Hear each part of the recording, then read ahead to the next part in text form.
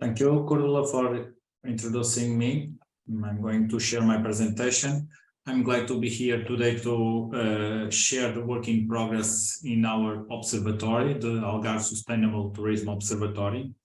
I'd like to tell you that this presentation is a joint work with researchers from the University of Algarve, as well as with colleagues from the Algarve Tourism Board, the Algarve Regional Coordination and Development Commission, and the Tourism of Portugal.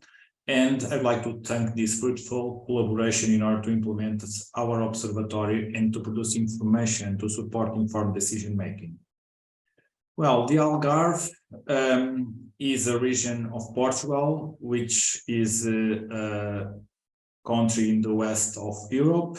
The Algarve is a very well known Portuguese tourism destination located in the south of the country and recognized for the quality of its beaches and golf courses.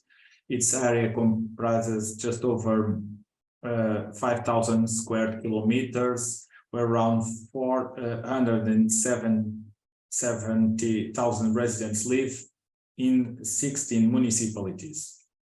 The Algarve region has tourism as its leading economic activity, representing 66% of the regional GDP and employing more than 60% of the workforce.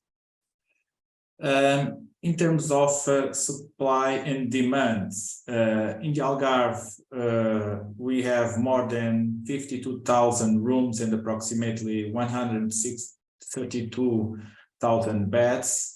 And in what concerns demand, the Algarve reached approximately 21 million overnight stays in 2019.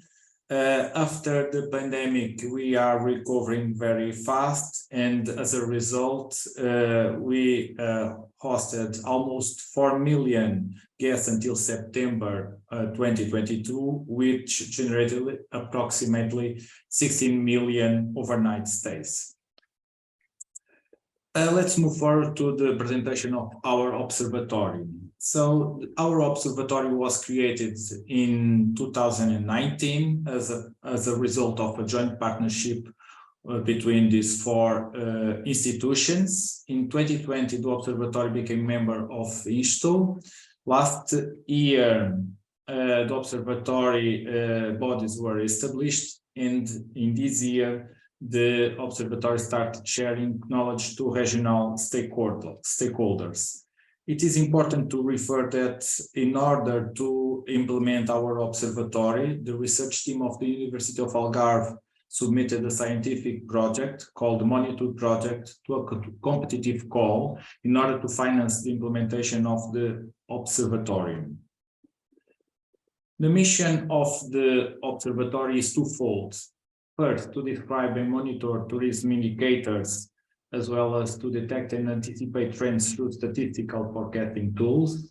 And second, to provide all stakeholders involved in tourism activity in the region with specific knowledge and support for the definition of tourism development and competitiveness strategies, ensuring the preservation and enhancement of identity, heritage, and local values.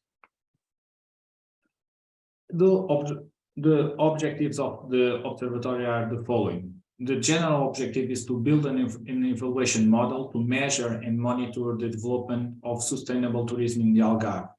And based on this general objective, we define three specific objectives. First, to identify the main dimensions to assess the development of the Algarve in a holistic, comprehensive, and sustainable perspective.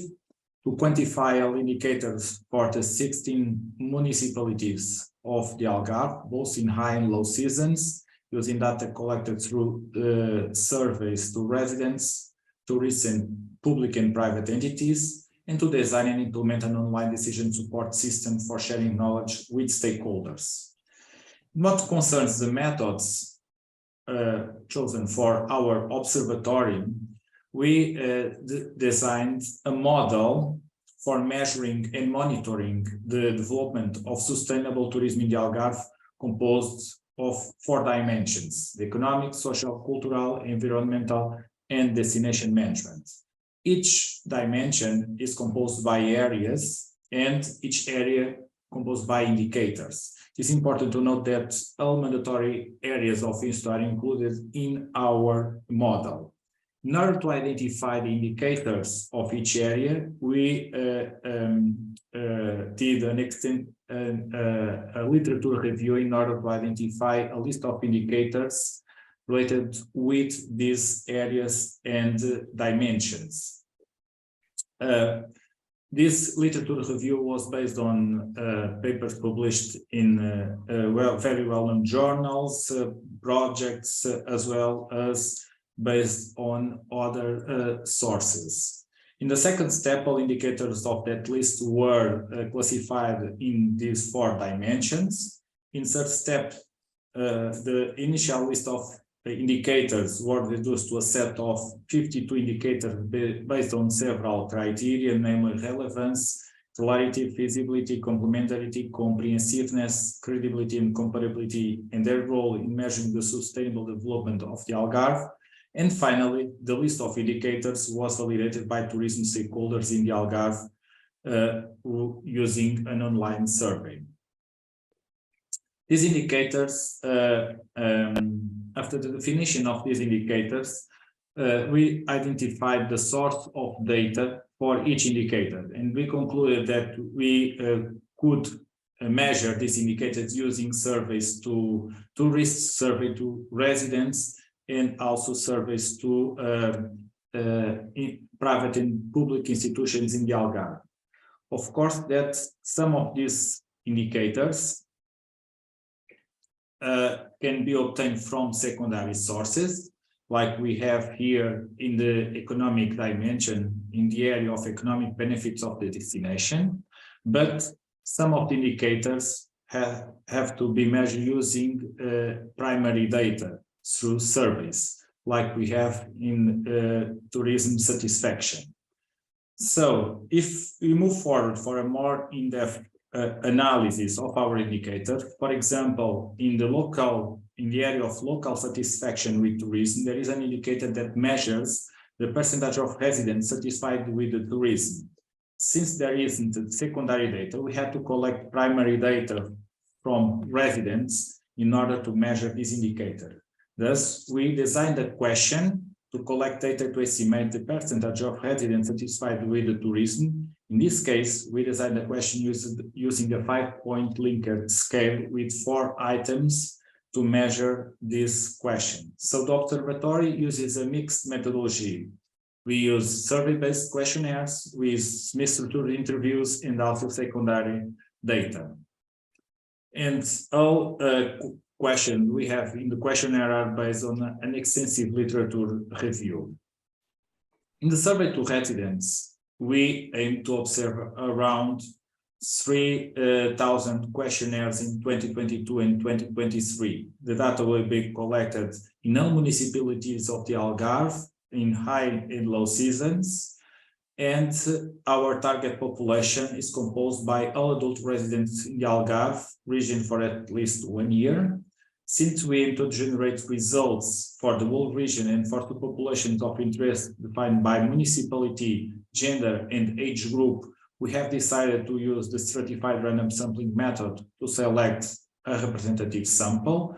Furthermore, we have decided to allocate the global sample size proportionally to each municipality, which simplifies the statistical analysis at that level.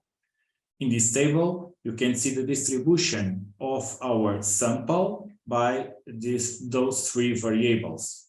We surveyed this sample in high season of this year. At the end of the field work, that was carried out in July, August, and September, it was possible to validate almost 1,000 questionnaires with this distribution. Since we had to survey a representative sample of residents living in all municipalities of the Algarve, the face-to-face interview method using a pencil and paper approach was used to implement the survey in all municipalities. Residents were personally approached by the interviewers team, who followed the random route methods with predefined selection rules, such as at random in the streets, residences, coffee shops, stores, gardens, public parks, etc., until the desired sample of each municipality was achieved. The questionnaire were self-administrated and prior to the field work, all interviewers received a 2 hours intensive short course, which included questionnaire-related issues, survey procedures and sampling, eligibility criteria, logistic issues, and work behavior and ethics. The was composed by 23 questions divided into 4 sections, plus 7 sociodemographic questions. So the questionnaire aimed to measure residents' perception about tourism impacts, involvement in, and dependence on the tourism sector, resident support to tourism development, satisfaction with tourism activity, pro-behavior, individual happiness, relationship with of the residents with the municipality. As I told before, the several questions of the questionnaire use the 5-point Likert scale, but we use also other types of scales in our questionnaire. And we are running the data analysis using descriptive and inferential statistics. Now I'm going to present some examples of key results derived from the surveys to residents implemented in high season of this year and also in last year using data from the Restur project. So in these figures, you can see the involvement and dependence on the tourism sector of our residents. For example, in figure 3, we see that 45% of respondents belong to a household that have at least one member working in the tourism industry. And in figure 4, we can see that about 40% of residents declare to have a tourism-related occupation. In order to show you the link between the question we designed to measure resident satisfaction with tourism and the results we derive from the questionnaire, we have here in this page on figure 7, the satisfaction with tourism activity.